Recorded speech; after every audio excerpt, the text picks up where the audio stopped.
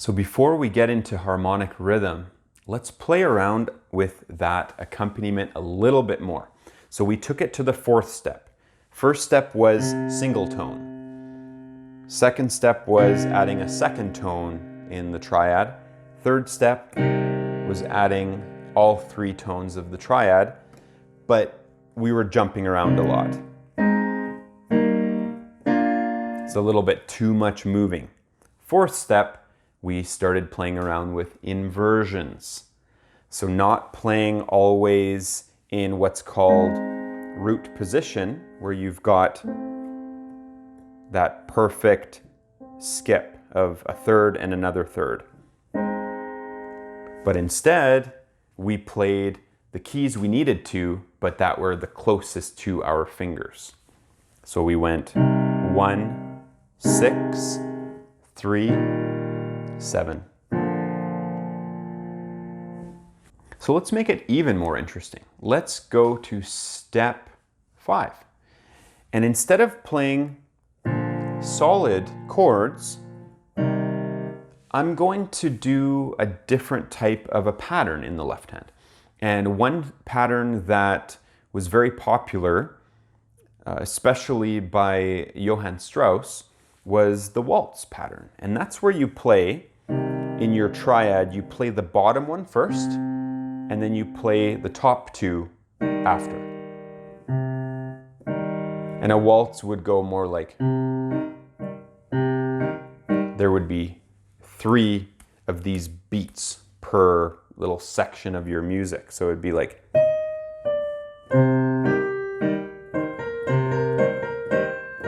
oh, I have to add a fourth because of the rhythm of the melody. So the waltz pattern didn't quite work because of the rhythm. So I'm just going to alternate bottom to the top 2.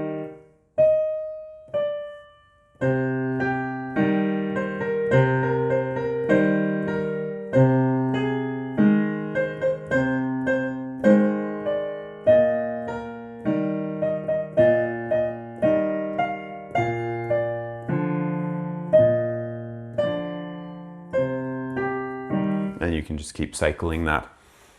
Yeah, that was interesting. Not my cup of tea, but it works. Another thing you can do is take those tones and break them up. Let's see what that sounds like.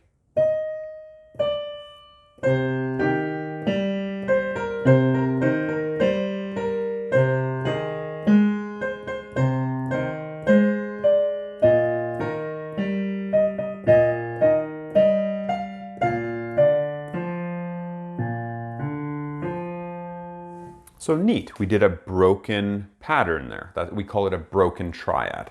Instead of playing a solid triad, we break it up.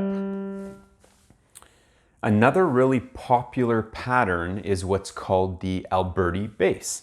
And that's where we play the bottom of the triad, the top, the middle, and then the top again. So it sounds like this: bottom, top, middle, top.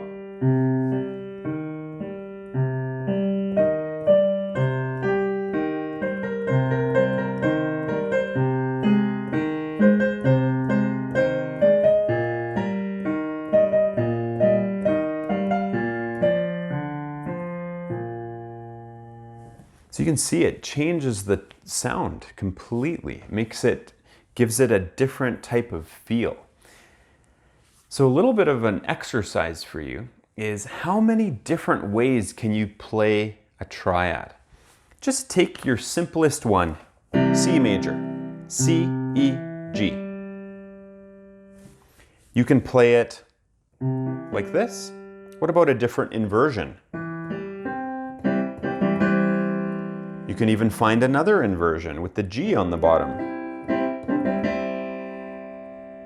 And see if you can find different patterns. So let me give you a few other options. So we did the waltz pattern. What if I play this low C, but these two I play way up here? Now we're getting a little bit more technical. So you can go. So you'll have to practice on jumping. What about if I were to play, I want to play a C, an E, a G, and a C again, and then come back down. So that's an arpeggio pattern. So then I'm going to have to use different fingers because I don't want to have to keep turning over like that. So I'm going to stretch out my hand. I want my fifth finger to land on the bottom C, my thumb on the top C, and if I just drop my other fingers down, my ring finger lands nicely on the E, and my second finger lands on the G.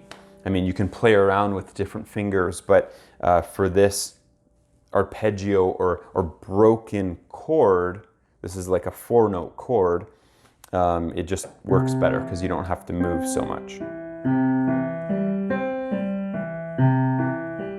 So you can play from top to bottom and back and forth. You can do solid chords. And then there's the broken arpeggio pattern, which is where you play the bottom, the third note of this 4-note chord, because I just doubled the C. I go down to E and up. That has a nice tone to it. There's a lot of kind of lullaby type songs that have that pattern. You can do a full arpeggio where you're starting on a C, you're just playing C, E, G, C, and you're going to do it again, E, G, C. And one pattern that I really like to play, and I find that it adds a lot of richness, is the arpeggio.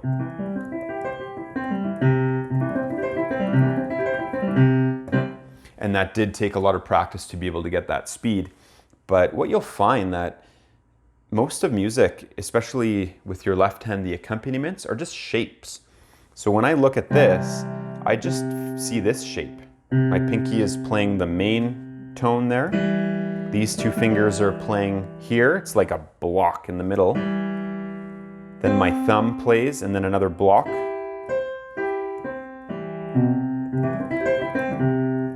And then you just break it up.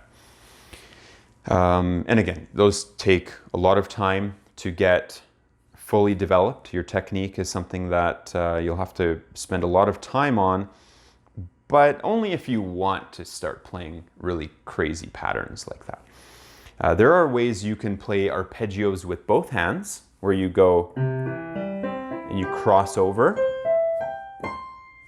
The only thing is then you can't play a melody with your right hand. So in that case, you're going to have to sing. And that's what the beauty of knowing your chords is, because then you can play the chords in both hands and use your voice to do the melody and just sing it.